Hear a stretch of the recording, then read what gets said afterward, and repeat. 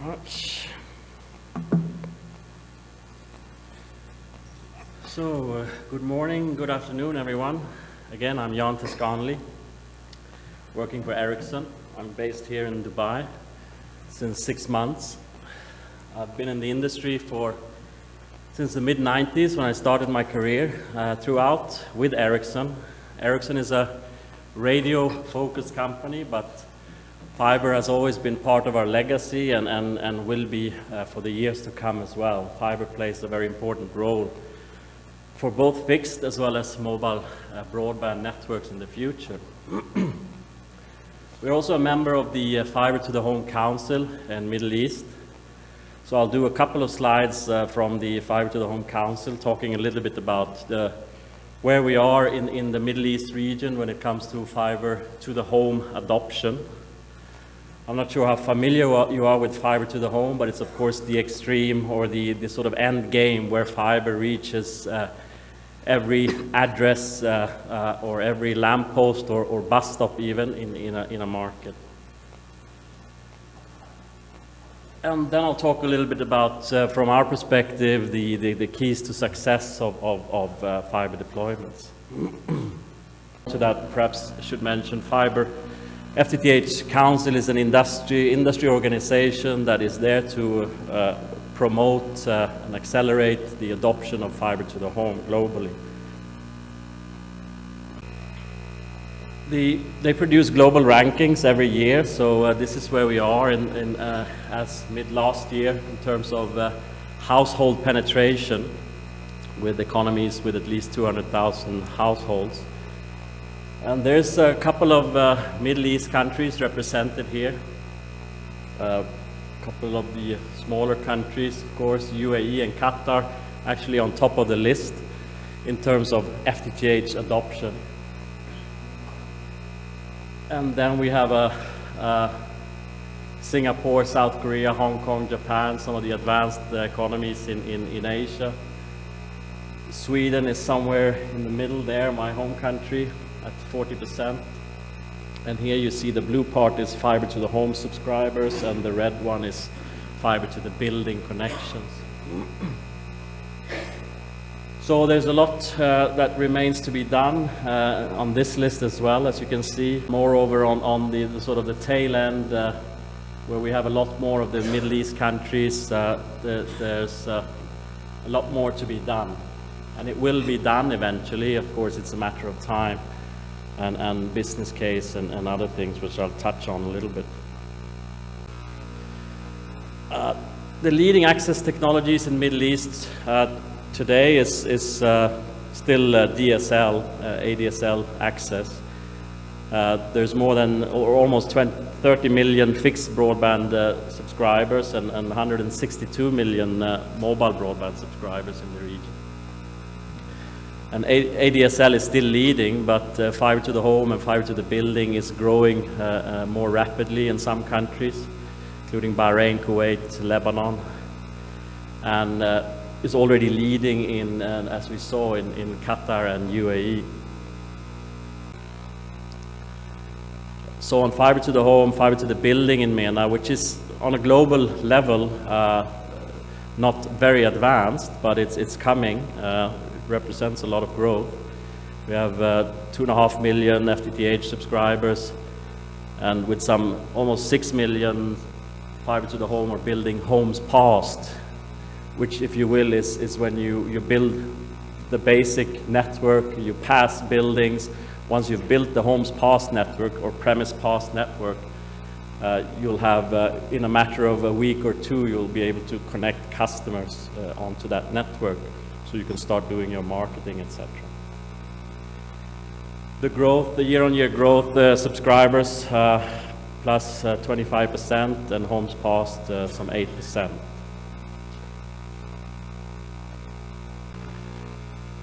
The main trends in Middle East, fiber to the home markets, significant dynamic markets, of course UAE, Saudi Arabia, Qatar, Oman, Kuwait. And there's high potential of growth in Iraq and Iran, particularly in Iran at the moment. And there are some significant announcements or progresses being made in Lebanon, Tunisia, and Bahrain as well.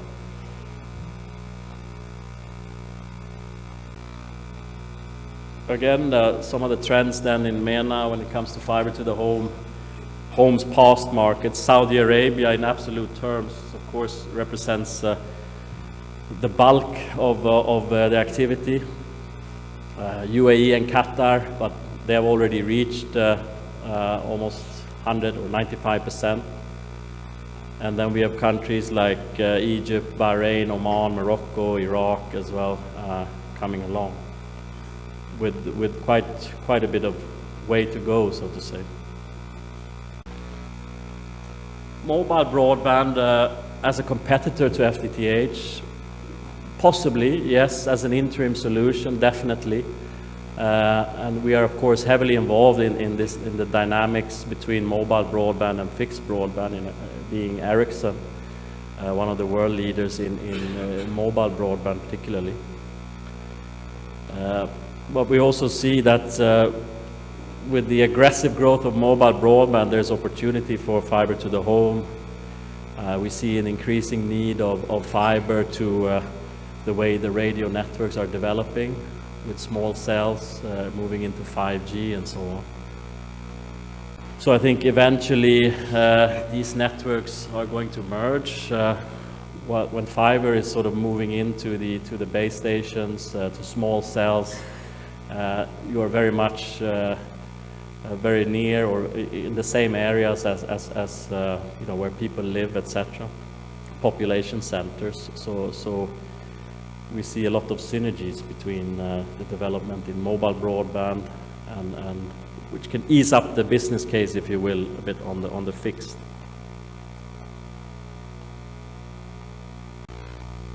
So coming on a little bit to the project side of things, fiber cables is an important component in this. The fiber itself, the packaging, the cables, the street furniture, the accessories, Ericsson used to be in the fiber cable industry for many years, but from a manufacturing standpoint, we have sort of left that industry. We were never a big player in the fiber cable manufacturing, but we are, of course, dealing with fiber products in a lot of our big projects around the world, where we build networks for our customers, be it fixed broadband networks, fiber to the home, or mobile broadband, or increasingly maybe combinations. So we have a lot of learnings in this aspect, and touch a little bit on that. The demand drivers, I think, is quite clear to most of us, especially if we have kids like myself, or teenagers even.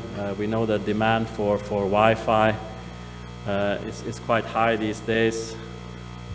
And Wi-Fi, of course, comes typically through the fixed broadband connectivity. There's a lot more entertainment on more screens. There's increasing video communication. The consumer cloud, enterprise cloud is, of course, driving as well. So data demand is exploding, and it's driven by video and cloud. Actions to address this demand, then, of course, the continuous build-out of fixed and mobile broadband, public Wi-Fi, enterprise high-speed data networks, and, of course, the progression of smart cities and smart homes. And so in general, we address these trends by widening the data pipes, if you will.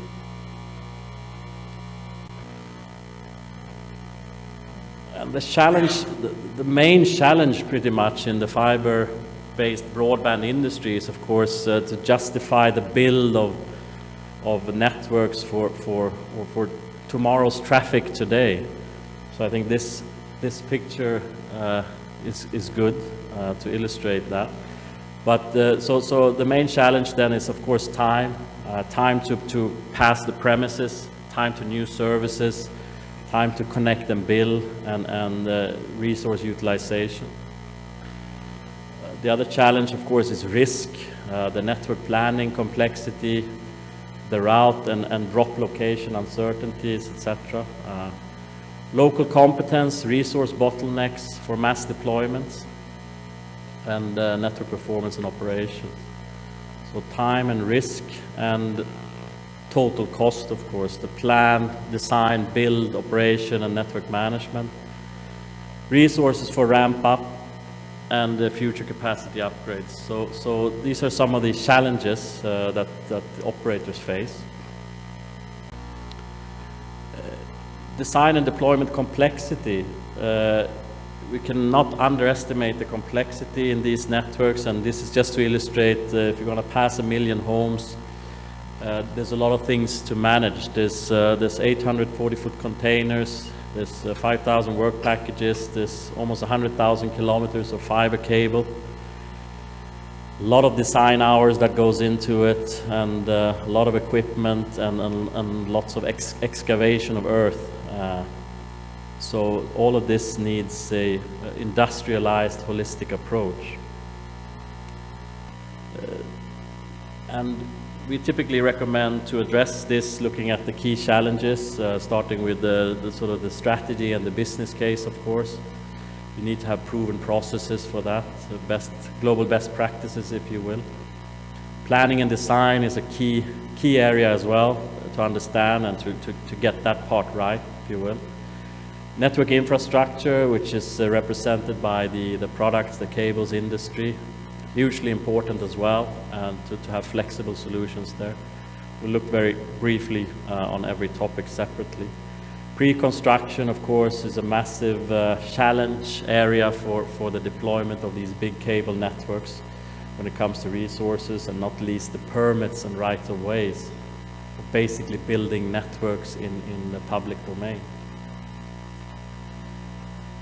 Cause of headache, stoppages, a lot of extra costs and unplanned costs, etc., ultimately for the operator. Of course, innovation in network build, hugely important. Network build is a big piece of this. Civil works can soak up 50, 60, 70% of the capex. So we have been focusing a lot over the past 10 years on innovating on behalf of, let's say, the contractor communities. Looking at each individual, then of course the business case is really important.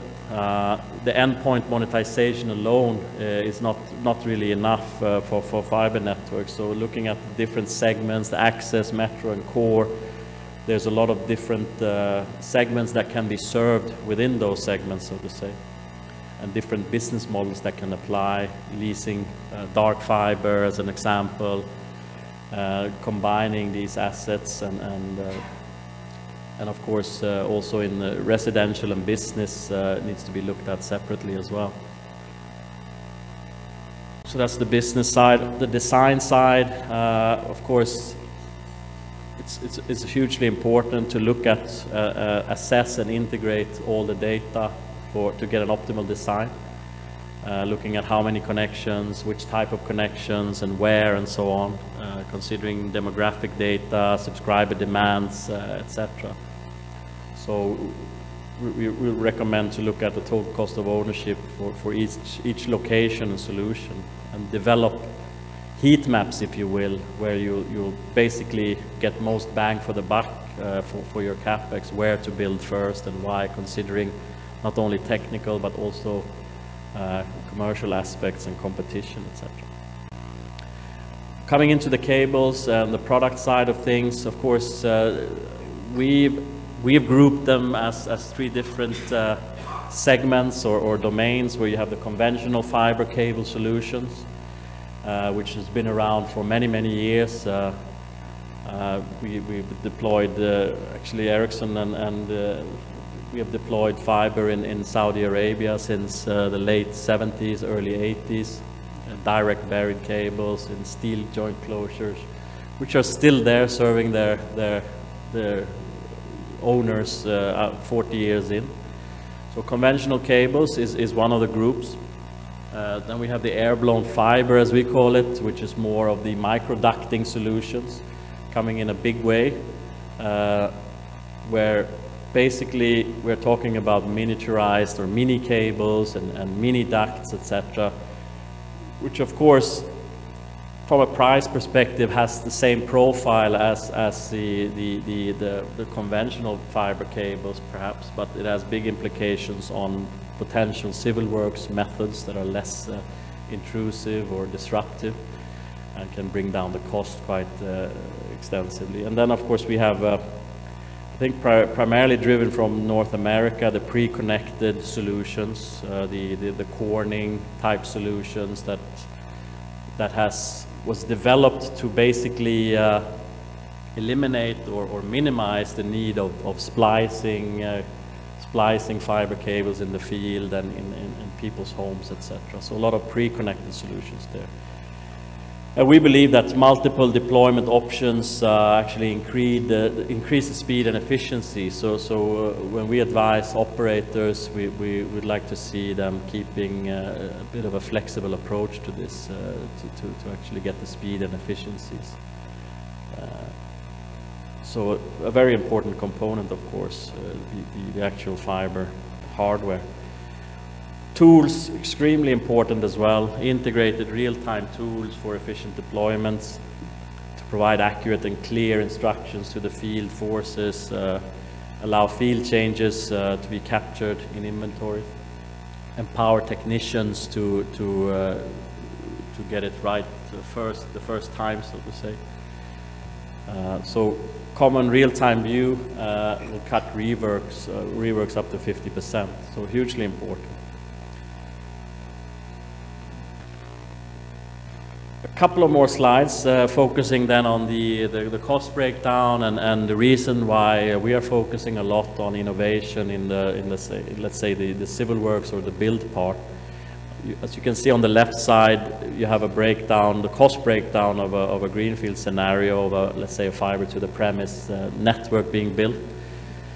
Implementation and civil works is up to 80% of the cost, so hugely important to get that part right. Passive material, fiber, street furnitures up to 15%. The active equipment, let's say the PON, OLTs, ONTs, equal to the fiber components. And if you look into the implementation and civil works piece, there's construction. A lot of it is construction, project management, design engineering, and fiber services. So we have spent a lot of time over the past 15 years analyzing all these methods. It's just a listing some of them, anything from manual trenching to mini trenching or plowing and directional drillings, etc. And we see, of course, a major trend today in a lot of markets moving away from the conventional trenching, if you will, open street trenching, moving into mini trenching, which is a lot less disruptive and of course increases the speed quite heavily. And with these mini trenching solutions, of course, which is also part of what's driving the mini ducts, the mini cable type solutions as well, to get it into the slots or the mini or micro trenches. So this is really something that is taking off in a big way. Of course, again, less civil works and materials. This is a typical view of a conventional trench compared with a mini trench. So the cost of materials perhaps not dramatically different, but as you can imagine, the cost of the civil works and the speed of getting through a city is quite dramatic. There's also the extremes that we're looking at together with some operators, moving into sort of micro trenching, diamond blade cutting, where we go even lesser sort of disruptive solutions to bring fiber into the access network. So I think there's a lot of benefits to be held by applying global best practices. There's reductions in terms of time to market, and by rolling out these networks faster and at lower costs. minimizing operational expenses and maximizing use of capital assets. So I think with that, that concludes my presentation. Okay.